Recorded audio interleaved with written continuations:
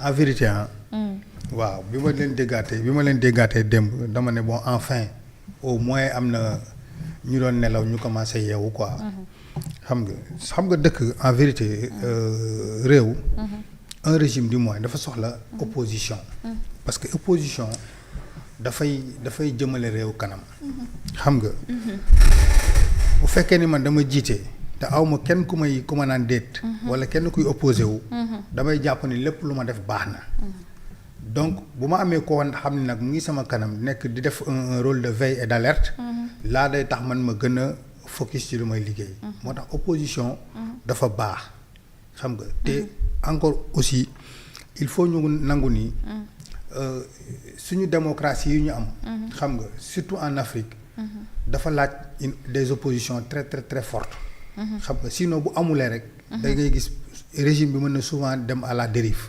xam nga moo tax ñun wax dëgg yàlla amuñu benn problème pour am une opposition. mais il s'est trouvé que malheureusement Sénégal parfois da ngay gis opposition boo xam ni. da nga naan ñii est-ce que dañuy opposé wu. wala ci lan la ñu nekk quoi. parce que ñii waa FDR yii. déjà boo xoolee composition bi rek. da nga naan ñii dañu yàpp sénégalais yi. parce que si. parce que ñoom ñi fa nekk yëpp c'est des gens qui avaient eu à gérer au niveau de l'État ñoom ñi fa nekk yëpp ñii ay directeurs lañu woon ñii ay ministres lañu et cetera et cetera. dans l'écrasante majorité. te ñooñu bu ñu fàtte nii réew mii ñu hérité ñoom ñoo ko fi bàyyi. xam nga kon ñoom bu ñu ñëwaatee ñoom ñooy joxe ay leçons wala ne dañuy critiquer ça pose problème. te Sénégal fii mu toll nii yoon bi mu jël nii. c'est irréversible. c'est-à-dire que ñoom tant que comprendre ñu loolu ils vont se fatiguer. naa la xamal lenn. nee nañu réew mi doxul. sur le plan économique. mais Fatima. bu ñu waxantee rek li fi ne quoi. on a eu cette année wax nañ ko fi waxaat ko fi. des records dans l'agriculture. lu musul am ci ceeb gerte pomme de terre soble est-ce que dégg nga lu ma wax. et cetera coton banane et j'en passe. monsieur Touré yaa ngi foofu ba tey. non ñoom laay tontu. ñoom ñoo ne économiquement réew mi doxul. ma leen di xamal ni. monsieur Touré économiquement réew mi dafa dox. mais muy affaire yaa ngi avancé Fatima. mais da nga may baax ma expliquer li tax man la mu ngi avancé. dans l'agriculture on a eu des records. te loolu lu fi nekk la kenn mënu ko weddi. bi si topp ñii nga xam ñu ngi doog a falu. boo xoolee ci dëgg bi ñu faloog léegi wàññi nañu ceeb. te d'ailleurs nee nañ sax fin d'année bi mois de janvier dañ koy wàññiwaat nañ ko jëlewaat kilo bi. 350 yóbbu ko ba 300 francs. dégg nga te saaku ceeb bi ñuy falu ñun le riz brisé importé ñu ngi ko fekkoon à 22000. actuellement nii may wax ak yow c'est à 15500 te dañ koy wàññiwaat. tu vois diwlin wàññi nañ ko suukar wàññi nañ ko wàññi nañu ciment. wàññi fer bërki démb lañu wàññi essence wàññi gasoil fin d'année bii ñu ne la dinañ la wàññil courant. wàññil la gaz. waaw mais kon kay ñii yaaxatum laa te defaguñu fi ñaari at. Fatima su ma la waxee ni la durant tout le règne du président Macky Sall. essence ak gasoil musul wàññeeku est-ce que xam nga loolu. oui dafa yokk mais musul wàññeeku. mais ñii bi ñu ñëwee au moins léegi yéen essence ak gaz bu nekkente ne bu fa wàññeeku man laaj naa la ko ba sonn mais nag man ni la. est-ce que wàññi boobu noonu pour virgule rek. wàññi boobu noonu ay subventions yu état bi joxe la état bi su joxewul subvention ma nga wàññeekoo ca kaw. xaaral ma expliquer inflation bi nee naa la moo wàcc rek. ñëpp di ci bénéficier wu. non obligation la woon ci Sénégal mu wàññi. déedéet depuis très longtemps nag d'ailleurs. déedéet depuis wàññi gi sax dafa yéex. on le dit ma jox la exemple. ma jox la exemple. le régime de l'APR. du président Macky Sall bi ñu fi nekkee. le baril du pétrole jóge na ba $89. wàcc ba moins de $50. te wàññiwuñu kon buñ ko teg foofu. c'est-à-dire que lii c'est une volonté politique d'aider les Sénégalais c'est ça la vérité et plus Fatima loolu ñu wàññi noonu. suñ ko wàññiwul woon. mais c'est beaucoup d'argent buy dugg ci keesu état. c'est beaucoup de milliards. te biñ koy wàññi kenn forcé wu leen ko ñoom ñoo toog xam ni kat situation bi Sénégalais yi li ñuy dund ci jënd carburant metti na. kon kaa leen koy wàññil te bu ñu noppoon bañ ko wàññi comprendre nga. les gens vont continuer à souffrir mais xaalis bu bari buy dugg ci keesu état la mais malgré tout ça ils ont renoncé à tout ça. ne nañ lii nga xam da doon ñëw si ñun baal ñu delloo ko Sénégalais yi. donc loolu c'est des choses à saluer. du dëgg bu ñu jógee ci côté boobu mais bu ñu xoolee le budget waxoon naa keroog bi astafurlah mercredi. tegal naa la composition budget bi wax naa la dette bi. wax naa la nu mu turati composition budget bi lan ak lan recettes yi ñaata la et cetera. wax naa la aussi investissement yi te li ñu prévoir ci investissement ci 2026 bii waxoon naa la fi la fois dernière nee naa la 2026 c'est l'année du décollage. ci la tous les grands chantiers di démarrer. la preuve lire nga ko léegi. y a des Chinois qui sont à Diass di installer benn centrale photovoltaïque. yaa ngi ko lire nga ko sànq ci say kii. de 70 investissement première tranche 70 millions de dollars. te dañu bëgg a commencer di liggéey pour le Sénégal ensuite def extension dans la sous-région. dégg nga loolu c'est des investissements. tey jii tey nu mu tuddati le président Diomaye mu ngi dem fële nu mu tuddati. Casamance pour inaugurer le pôle sud. le pôle sud là bu ñu waxantee dëgg. programme Macky Sall la. non Fatima il faut ñu sérieux tuuti. mais programme Macky Sall na yow tamit nag xaaral mais monsieur Touré nag xam nga nag programme Macky Sall yi ngeen di inauguré mais soyez d'accord que inauguré wuñu programme Macky Sall xam nga keroog dafa xatoon moo tax bëgg ma ci woon wax. non pôle boobu moom programme Macky Sall. pôle sud xam nga pôle sud xam nga lan moo fa nekkoon. le DAC de CFA ci programme Prodac. DAC CFA moo fa nekkoon. Itato nekkoon Kédougou dégg nga. DAC de CFA boobu.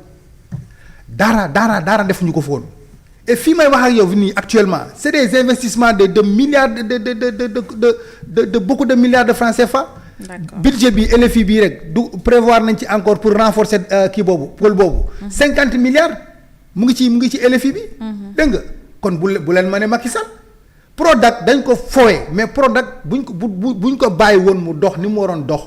moo waroon a suqali économie Sénégal. waaw mais état continuité la. mais malheureusement. mais monsieur Touré état continuité mais la Fatima yow boo ñëwee nga ne. j'étais en train de continuer. waa léegi nga xamante ne tey xam nga mënuma jël bouteille bi teg ko fii. jug dem sama yoon. waaw alors que place bouteille bi war nga ubbi bouteille bi war nga ko. jekk-jekkal waaw su ma ko fi tegee dem yow nga ñëw jekkal ko mais. non mais bouteille dafa nekkul sax.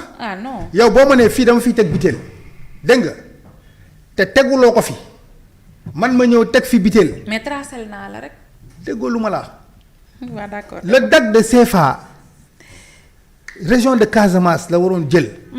mais y avait rien du tout. d'accord defuñu fa dara. mais c'était déjà tracé wala.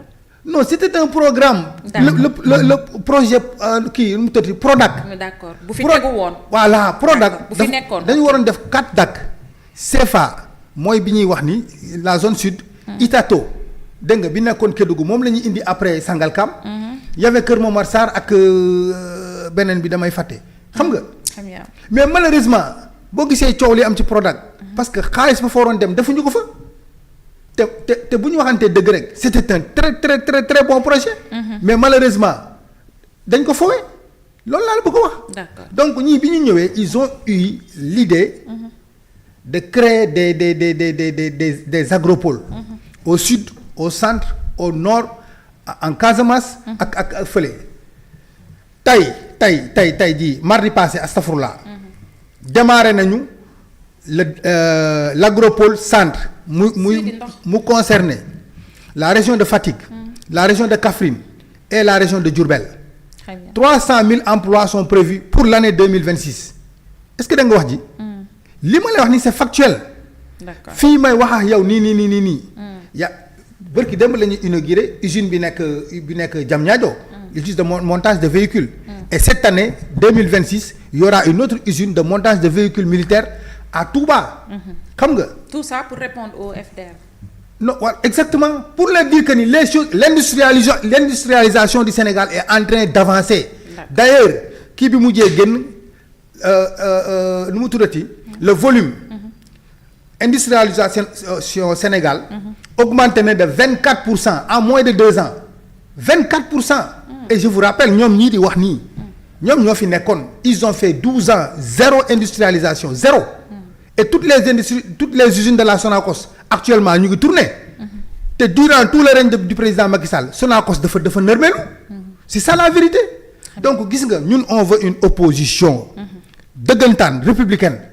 opposition buy proposer ay solutions opposition buy critiquer si ça ne va pas mais quand même faut pas ñëw naan dara amu fi alors que yow lii ñuy def yaa ngi xëy di ci teg sa bët. te bu leen opposition ñëw proposer ngeen ni ko bon vent yow sa yaaral sa yoon Madana Kane waxu leen ko fi lu ne wax ngeen ko fi lu ne. non Madana Kane alors que il a apporté juste une petite contribution par rapport ak. non kii lan ngeen bëgg vous ne voulez pas une chose et son contraire aussi. non Madana Kane proposé wul la doon critiquer te la mu doon critiquer tegu ko fenn. d'accord léegi nii bi ngay def kii nee naa la le gars là de kii nu mu tuddee di sax.